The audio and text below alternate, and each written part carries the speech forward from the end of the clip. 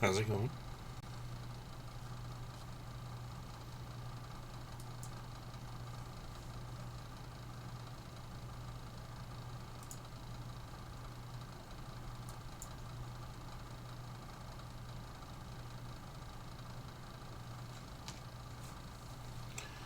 I hope you all are having a good day.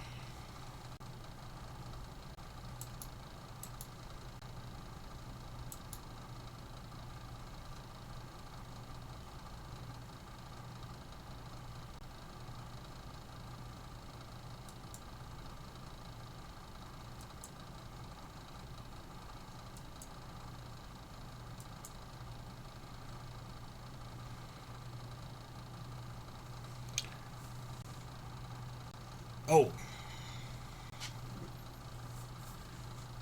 yeah, I saw that you did, Ashlyn, and I didn't get a chance to respond. Um,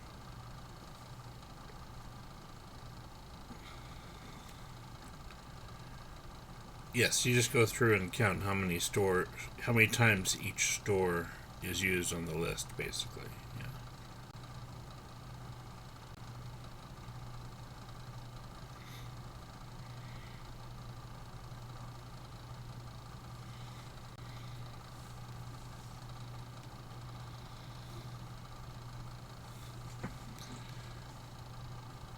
And that's all we're doing for that A1 is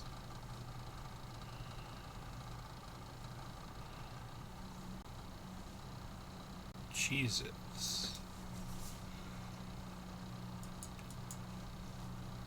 Huh, that's interesting.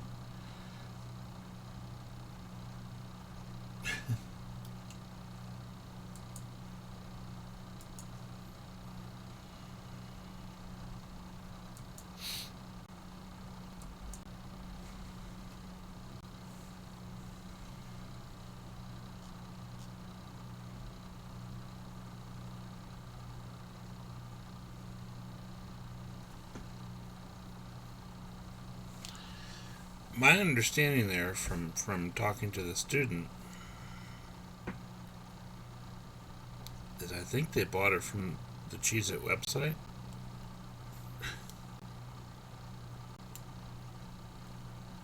It's been about a year since I had to deal with this last, so.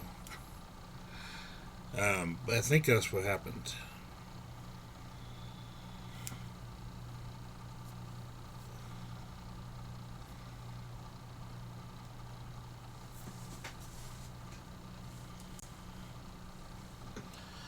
I mean,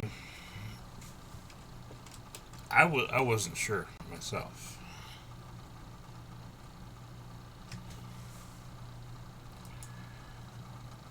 when I saw it. I don't think you can buy from their website though.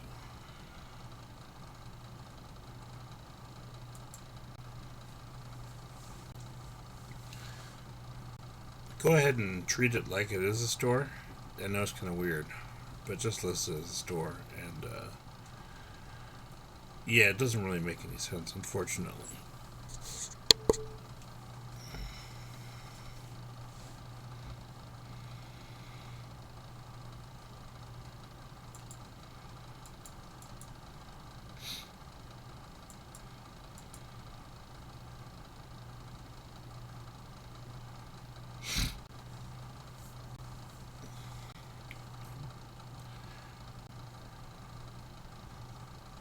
Did you all have other questions?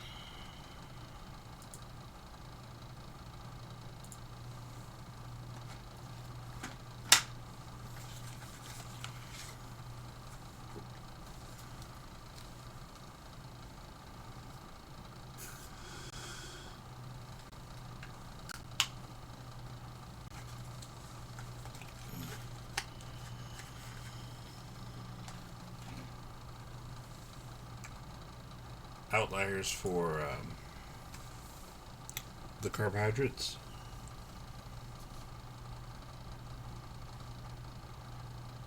Hmm.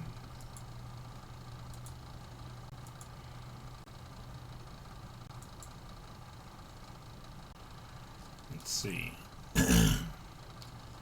Carbs, Q Q1 is 17, Q3 is 24. So the interquartile range is 7. 1.5 times 7 is 10.5. So your outliers would be everything that's greater than 34.5.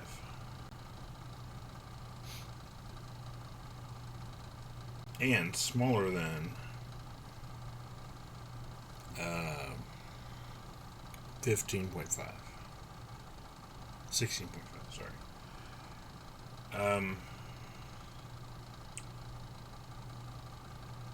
So 1, 2, 3, 4. Probably 5 and 6. Oh, you can definitely have a lot more than one outliers. Yeah, this one,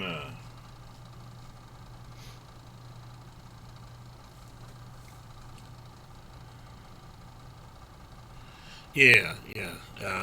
And it's kind of weird.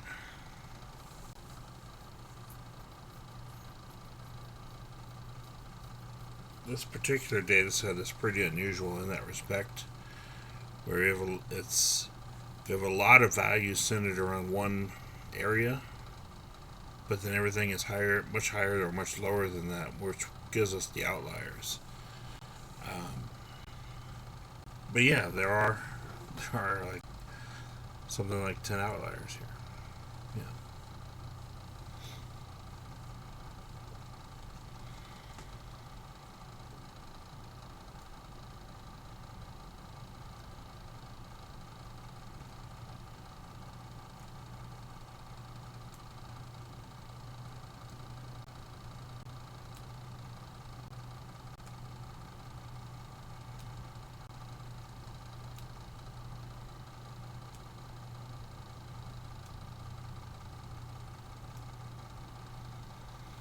This is a pretty unusual data set.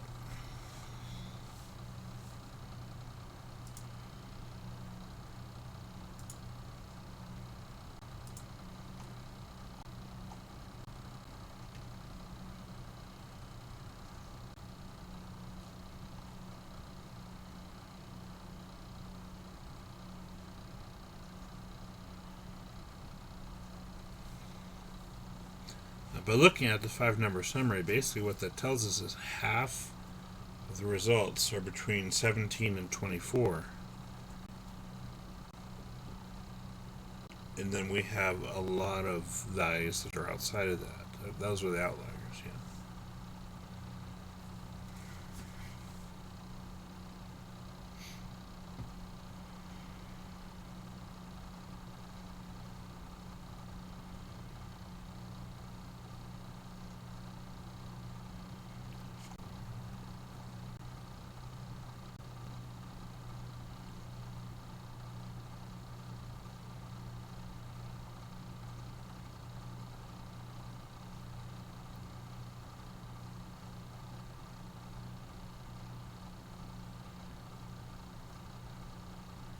Yeah, I'm seeing 9 outliers. That's just a cursory glance, though. Maybe more than that.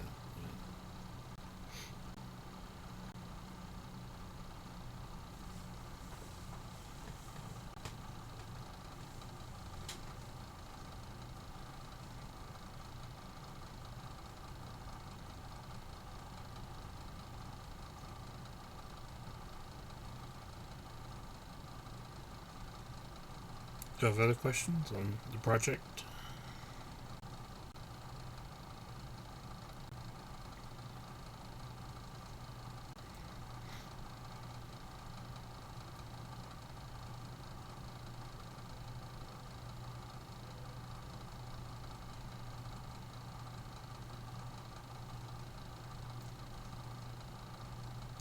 Yeah, once you're finished and you feel comfortable with it, yeah, go ahead and email it to me. And yeah, that'll be it. That'll be it for part 1. Yeah. No, just email.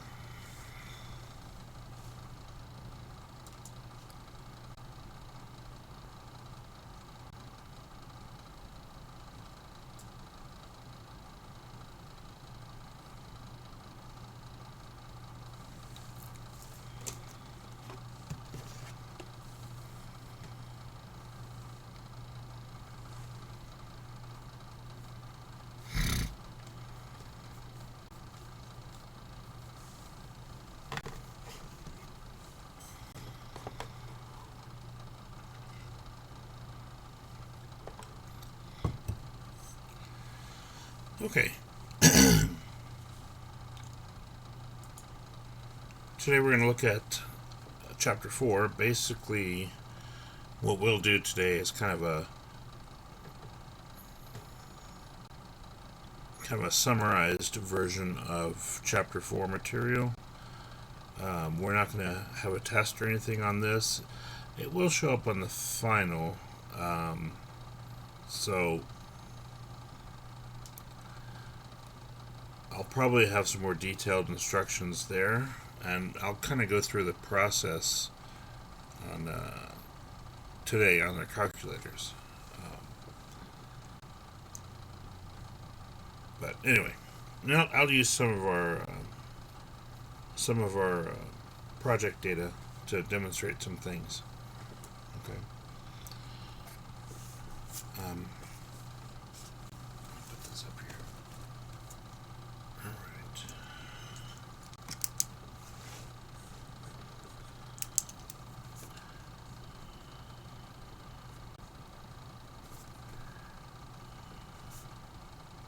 Chapter 4 is on linear regression.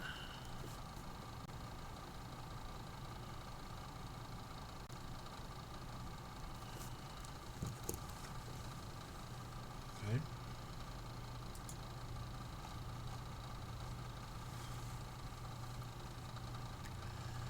And we start with the concept of correlation.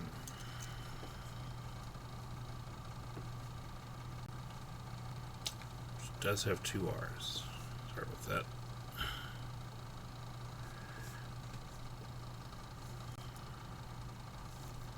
I'm just not happy with that. Okay, sorry.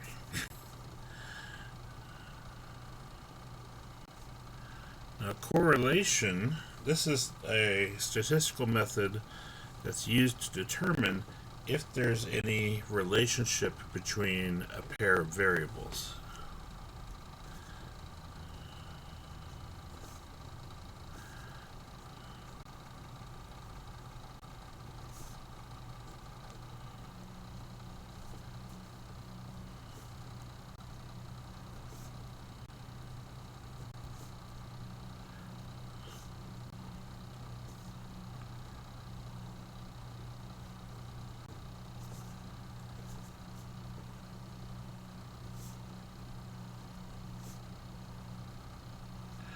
Now, when we say a relationship between the two variables, basically we're asking, are these variables influencing each other? Is one influence the other?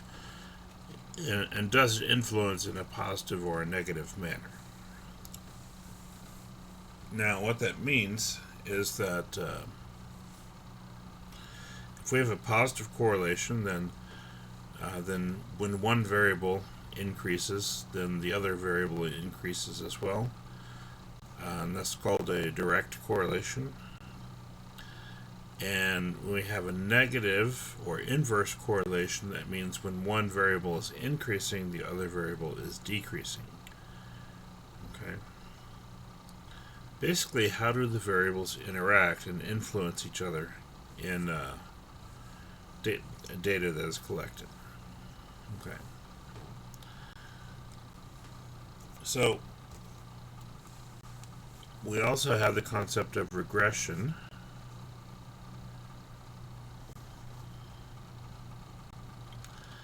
And for linear regression,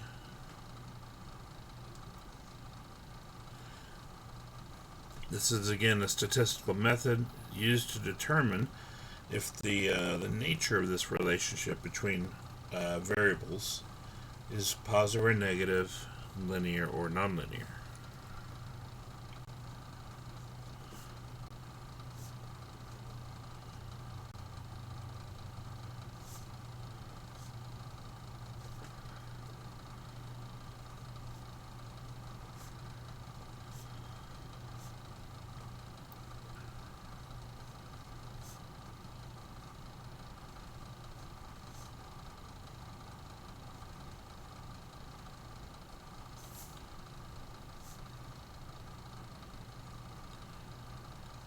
So I talked about positive and negative.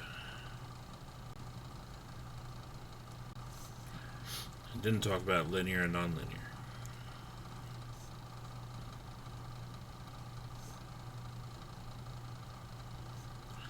Linear and nonlinear. Linear means that the graph would form a straight line, which in this case would say is very close and steady set of reactions as far as how one variable changes compared to the other. And nonlinear means that if we look at if we plot the behavior of the variables on a graph, it'll form something besides a straight line, so normally a curve of some kind. Okay.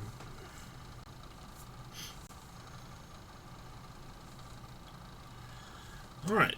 Now, one of our primary tools that we use to help visualize this is called a scatter plot.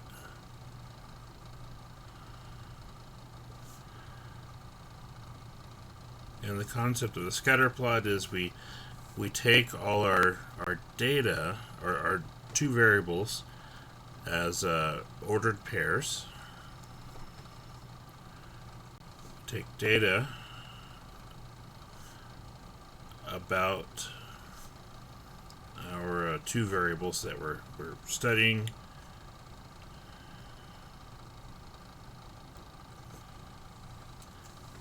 Make sure I'm in the picture. Okay. Go.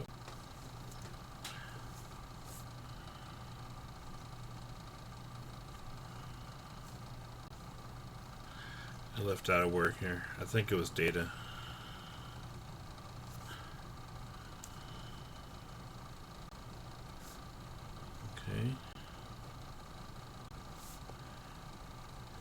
And we plot them as ordered pairs on a graph.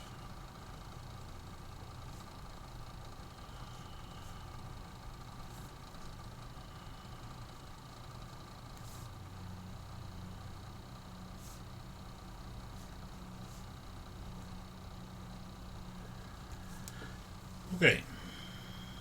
And the idea of a scatter plot is that on our graph we may have some different points, but the question is there a general trend that is being followed in these points? So we have our two different variables, x and y in this case, and can we see that there's any trend in this? And this is what regression actually does. Finding the line of regression basically says, okay, if we look at all these points, can we find a general trend here? And it might be a line going through the middle. Okay. So it's not that all these points are on the same line, that this is the best line that describes the general path that the points are following. So we have a scatter plot with a line of regression.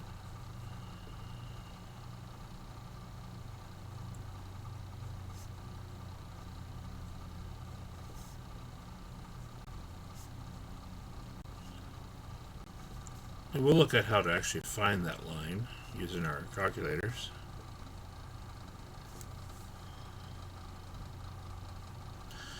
Because we see that this line has a downward slope, we would say that there's a negative connection or inverse connection between the two variables.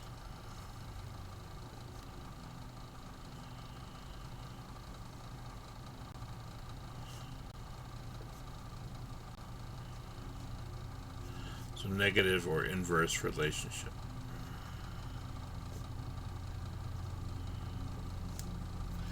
If the line was sloped upwards, it would be a positive relationship or a direct relationship. Okay? But this would be a linear one, specifically. Alright. So that's kind of the basic concept. Now, the question is, how would we go about creating a scatter plot? Well, let me get some data that we can work with, and I'm actually going to choose it from our project data. Hopefully we can find something that works pretty well.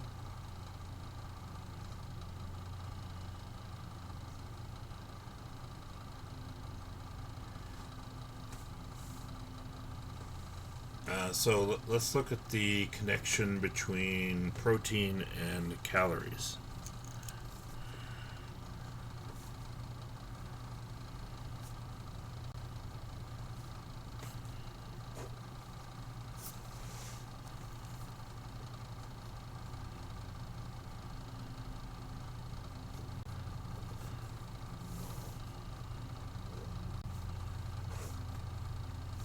Okay.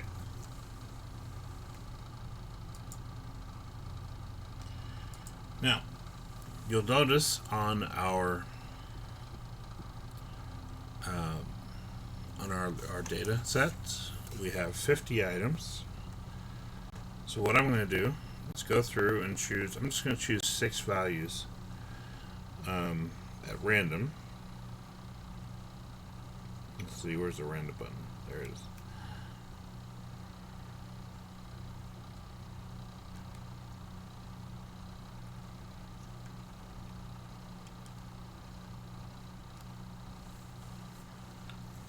So I chose a random integer 18. Okay. And I'll repeat that. Get another one that's 40. Repeat that again, get 50. 27. 20. And 33. Alright. So what I'll do now is I'll go to our data, and I'll go to line 18, and for that data we have 2 grams of protein and 160 calories. Okay. Let's see, for number 40,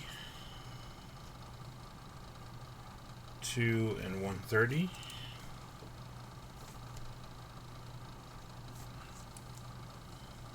For 50 is 1 and 100.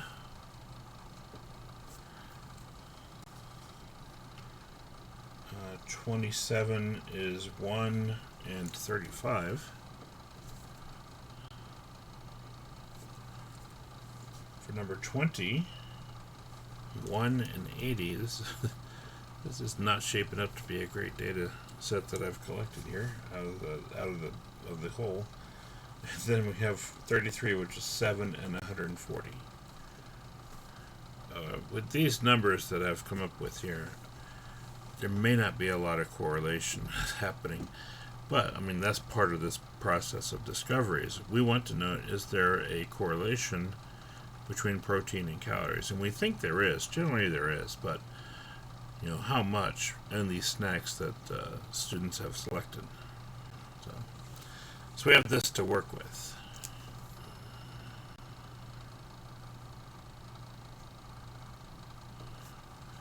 All right. So again, that's just using the random function. I picked 6 at random. I'm kind of wishing I had randomly picked 6 different ones than this, but we'll run with it and see what it gives us. Probably I would suspect a little correlation, maybe slightly positive, maybe slightly negative. So anyway, but the whole point is to find out what happens here.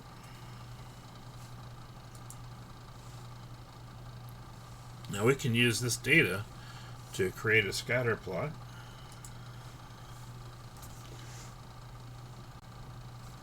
And so what I'll do,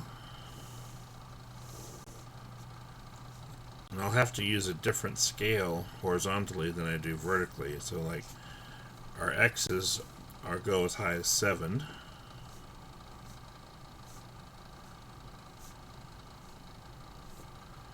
Okay. And our y values go as high as 160. So what I might do is count by 20.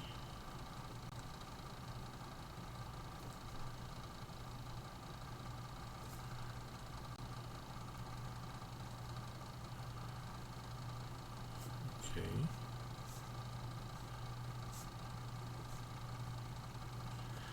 And so we get 2 comma 160,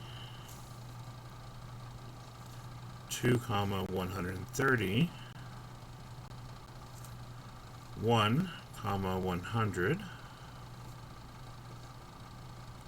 1 comma 35, 1 comma 80, and 7 comma 140. Okay.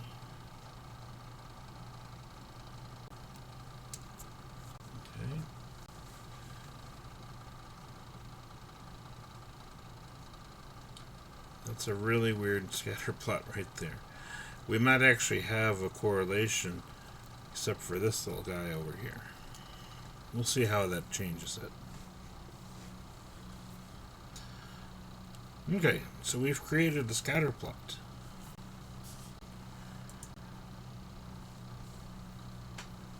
And we see if there's a linear pattern here. We can see there's almost a linear pattern here if this one hadn't really turned the tables on us. So we'll see how that impacts us.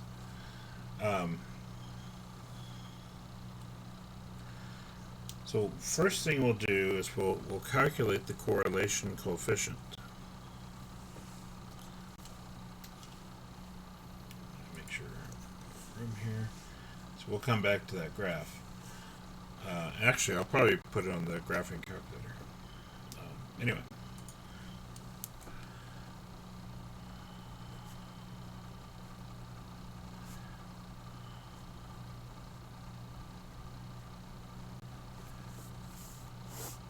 Correlation coefficient is given as R.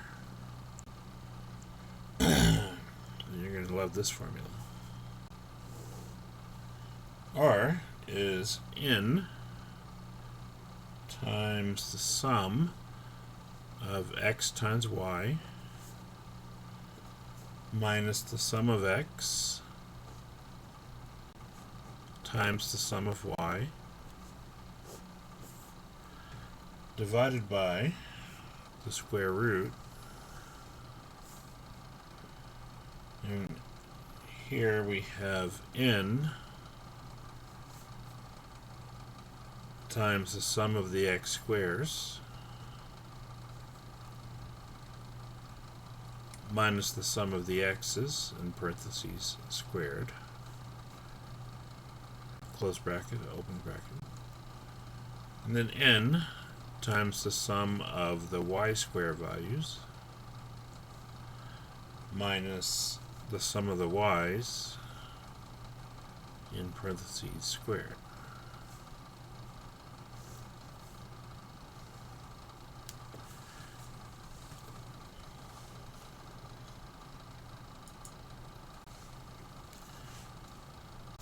The good news is that I'll show you how to use the calculator to do this for us, because this is kind of a crazy one to do by hand. To do this by hand, we'll need 5 columns, one for the x's, one for the y's, one for x times y, one for x squared, and one for y squared.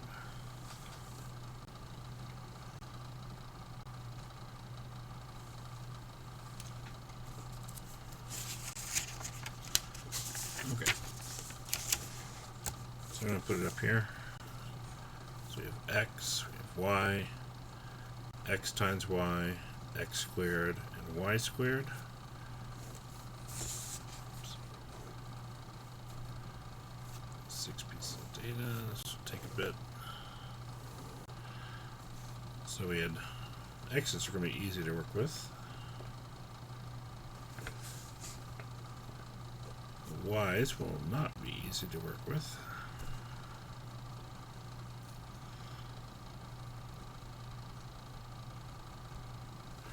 not horrible. Okay. So that's the data that we started with right there. And we need to fill out the rest of those columns, and we need to get a sum for all 5 of those columns.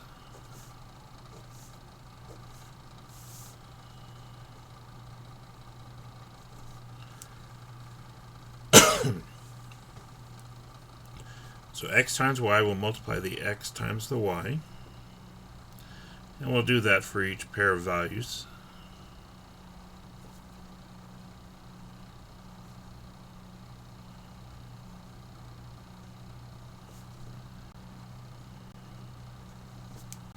For x squared, we square each of the x values.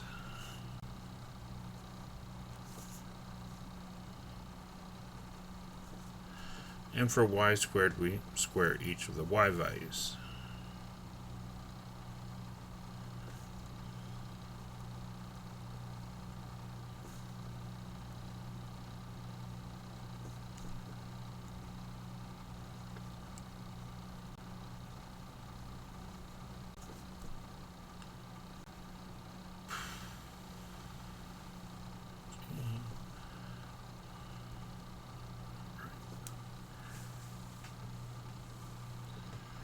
And then we add together each column.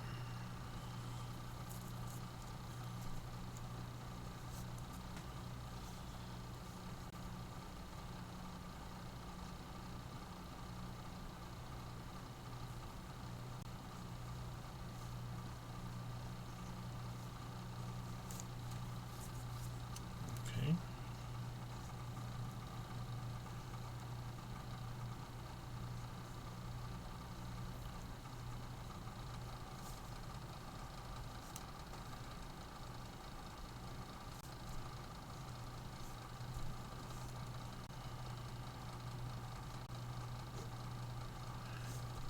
Let's see.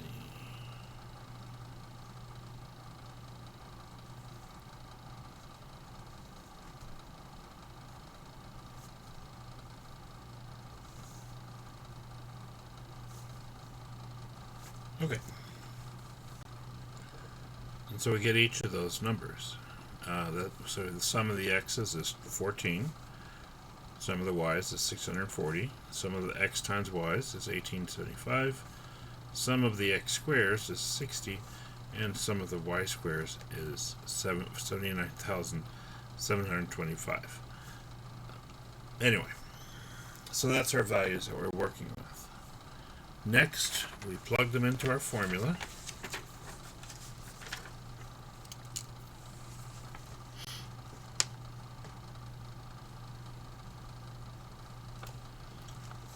Which again is right here. So we went n. N is the number of data points we use, or sets of data that we use, which n is 6 in this case. Okay, so r is equal to, on top we have 6 times the sum of x times y, which is 1875. Sum of the x's is 14. Sum of the y's is 640.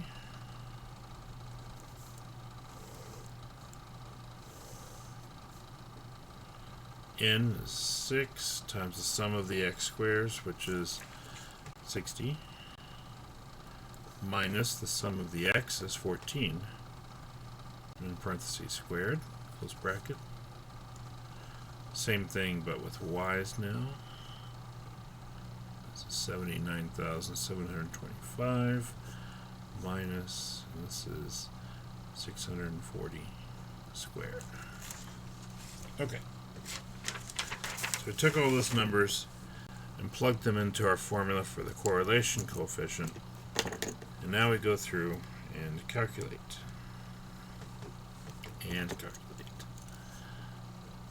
Now, I'm looking at this and I see 3 chief components here. The numerator, the first part of the denominator, the second part of the denominator. So what I'm going to do is calculate each one of those individually, and then we'll put it together in the last step. So for the numerator,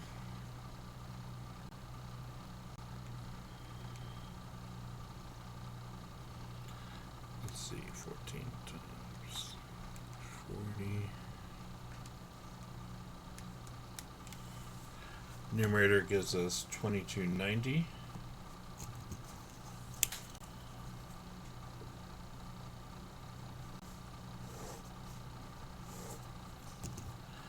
Into the denominator, 6 times 60 minus 14 squared.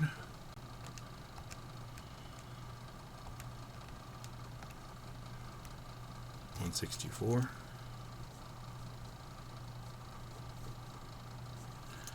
And then 6 times 79,725 minus 640 squared.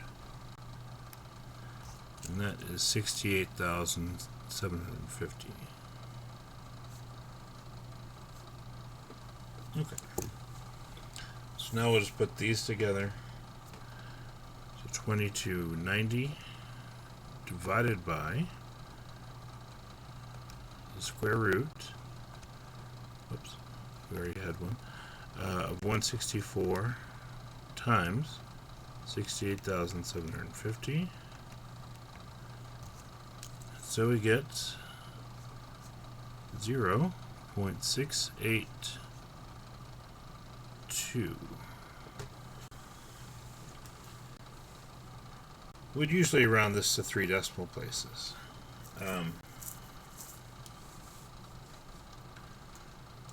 Alright. So the question is, what does this tell us overall about the data that we're looking at? Well, surprisingly, here's the guidelines here. If we're looking at the linear correlation,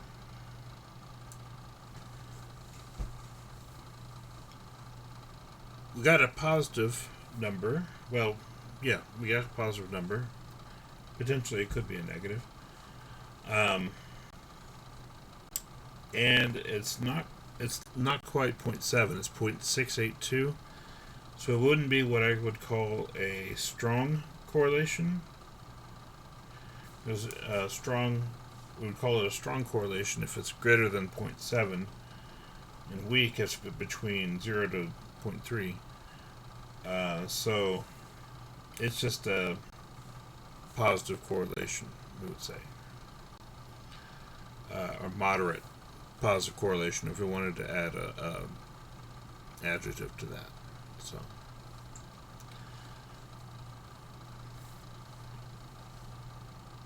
alright. Yeah, there's the formula.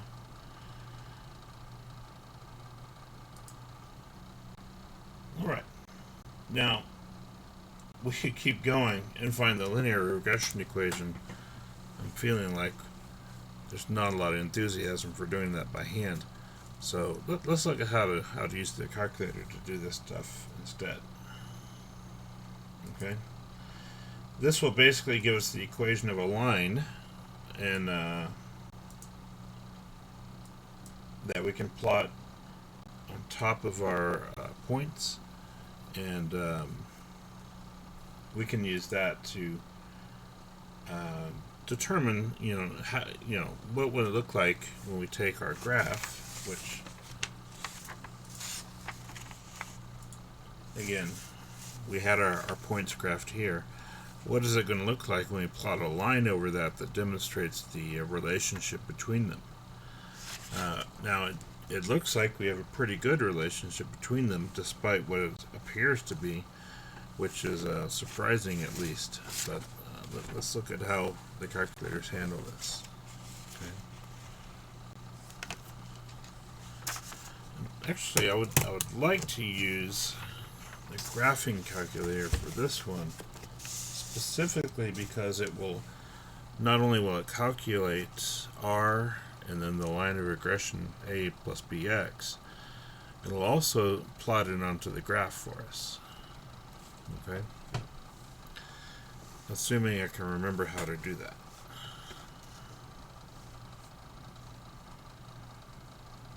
One thing I know I have to remember to do is go into the catalog, which is second and 0, and turn on diagnostics,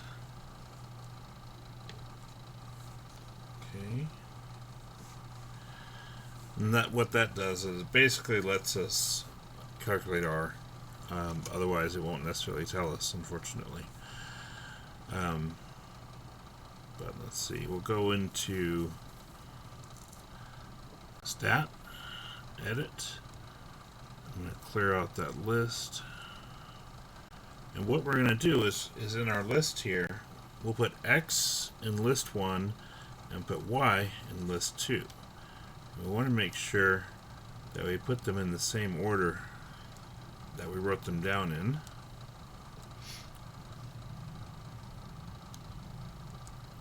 Because the 2 in L1 and the 160 in L2, those are our pair that we want to be connected together.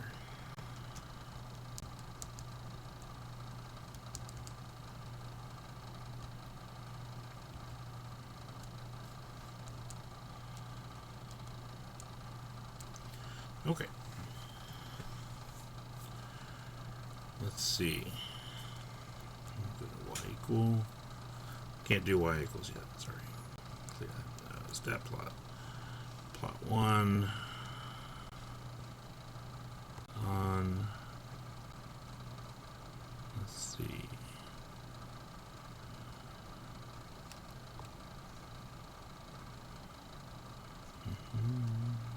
That's probably okay. Alright. So we go to Stat and then Calculate. Now, we have linear regression. I usually like the A plus BX form. And our data is stored in L1 and L2. And there's our regression right there. It's entirely possible that I miscalculated R, so I apologize for that. This one's telling us that R is 0.5067. 0.507. So I may have added up the numbers incorrectly and then calculated it incorrectly from there. But let me write this down.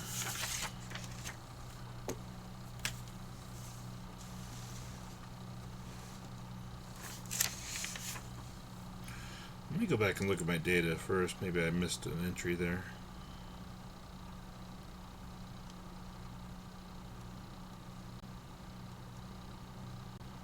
Well, those look good. Okay, so I probably made a mistake somewhere.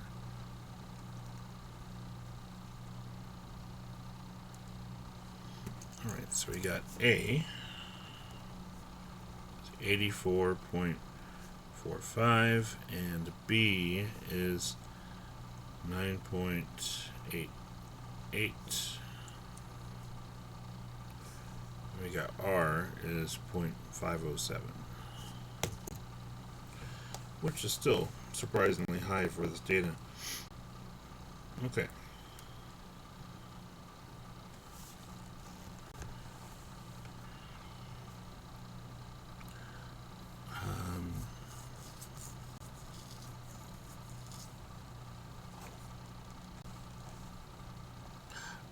Right there. Yeah, you're right.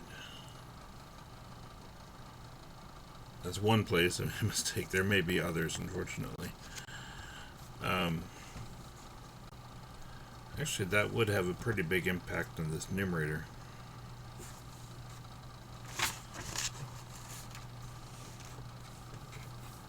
So if this was 1775 instead, let's see, that would be 6 times 1775 minus 14 times 640.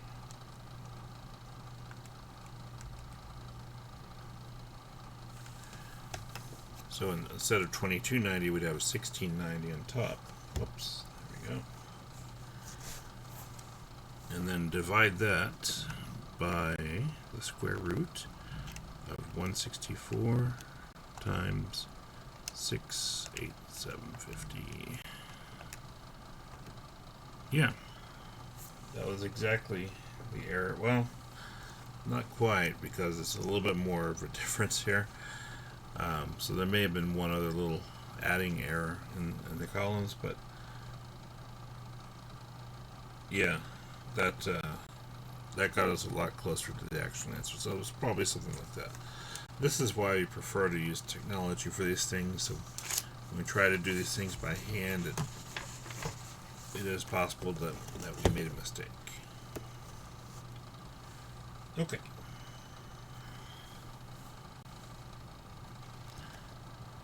But that accounts for the majority of the error, which is nice.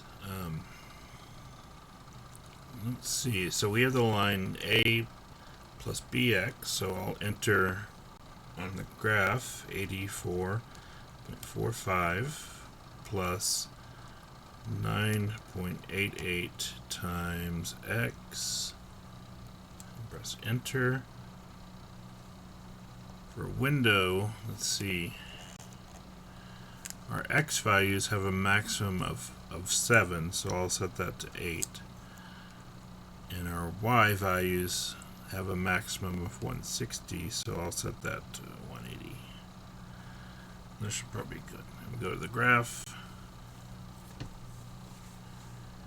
And there is our line of regression on top of our scatter plot.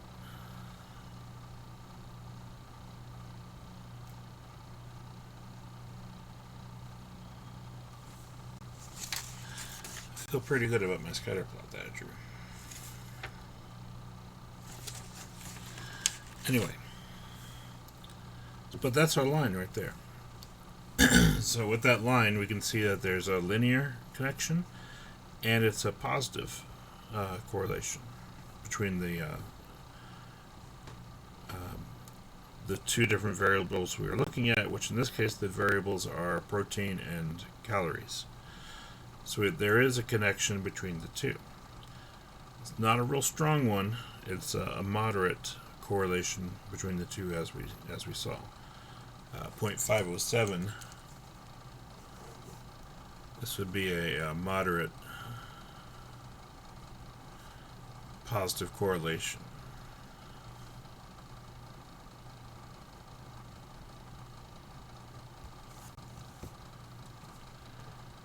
Okay.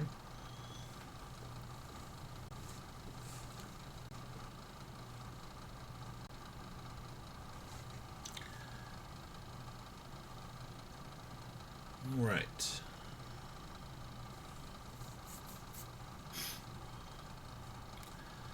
I'm glad I managed to remember how to do that in the graphing calculator, because it's been a solid 7 months since I did that. So anyway, let's see if there's anything else I missed. I think that basically takes care of that, but probably you're curious.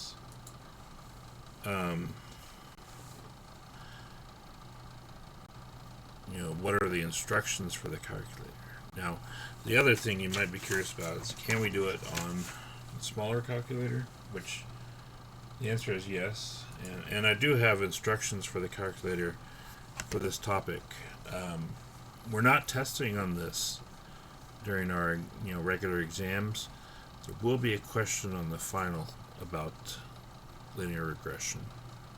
So at least it was last semester, and I would anticipate it being again this semester.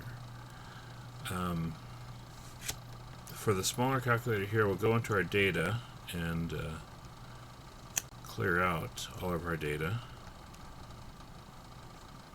first of all.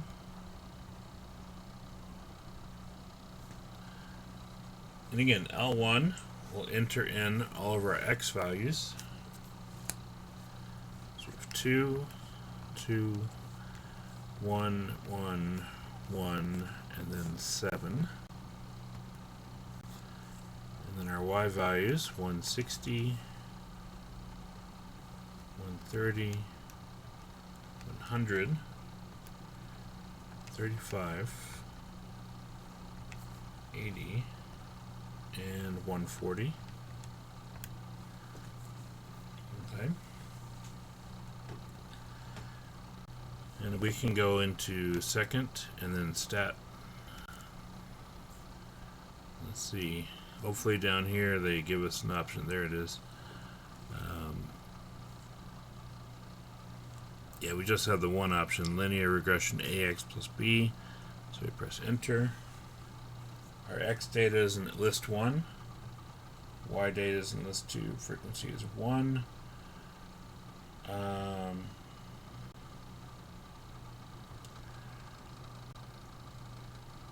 Let's leave that as no for now. And then calculate.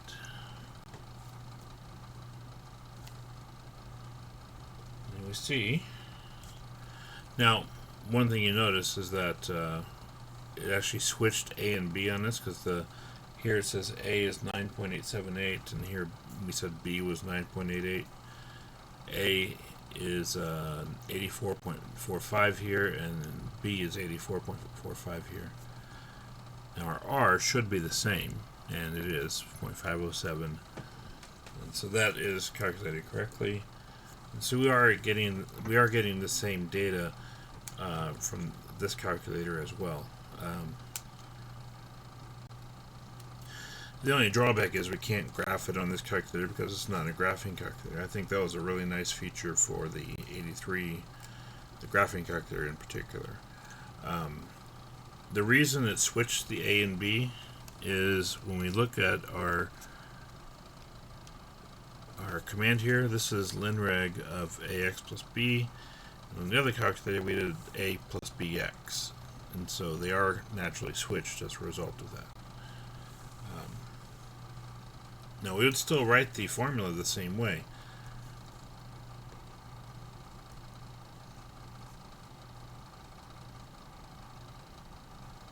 Like this is y equals 84.45 plus 9.88x.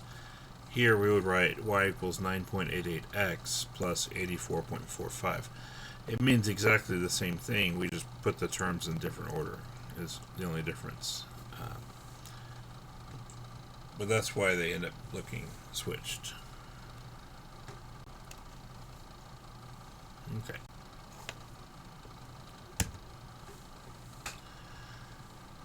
So, I'll be sure to put calculator instructions into the folder that has like all the formulas and calculator instructions in it already from the previous test. I'll also upload my notes for chapter 4 that we were looking at on the screen right there, just so you have them. It's not an... Hopefully that you had some understanding here. It's kind of a difficult topic, especially to cover all in one class period. Really the difficult part is the calculation aspect, which if we can get past that, we'll be okay.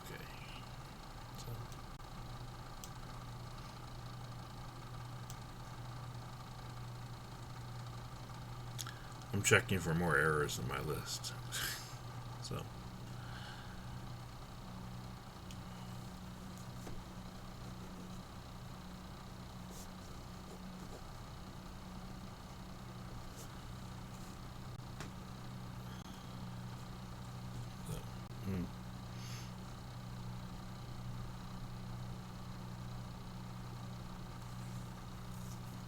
Anyway.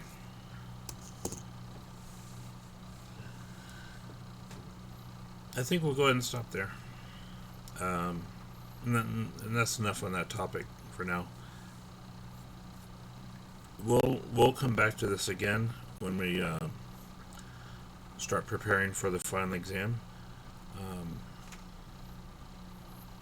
So don't worry about it too much right now, but if you want to try it out and kind of replicate the experiment that I did where we choose 6 numbers at random from the 1 through 50 on our data, and it doesn't have to be protein and calories. I would recommend that calories is the second column, and you can pick like protein, carbohydrates, or fat calories or fat grams for the first column. The reason I would say that is because the formula for calories is actually based on those 3 things, which is why there does turn out to be a positive correlation between them, because that's actually expected in this case. That I forget what the formula for calories is, but it is based on protein, carbohydrates, and fat grams. So, anyway, Probably if we did the fat grams and calories, there'd be a much stronger correlation depending on which sets of data we chose. But usually that tends to be a stronger correlation than protein. Both fats and carbohydrates would be a stronger correlation, I think. Generally, but maybe not in specific cases. So. All right. So again, I encourage you to try that out on your own and see what you can do with that. Otherwise, keep working on the project for chapter 1, 2, and 3, basically. Yeah, that's all I have. Let's see, today's Thursday. Cool. So you all have a good rest of the day. Have a good weekend, and hopefully by Tuesday I'll have tests graded. But again, I can't guarantee that, unfortunately. It may not be until next Thursday, but I'm really hoping by Tuesday because I don't want to string y'all along too much. So anyway, y'all take care, and I'll talk to you next time. Bye.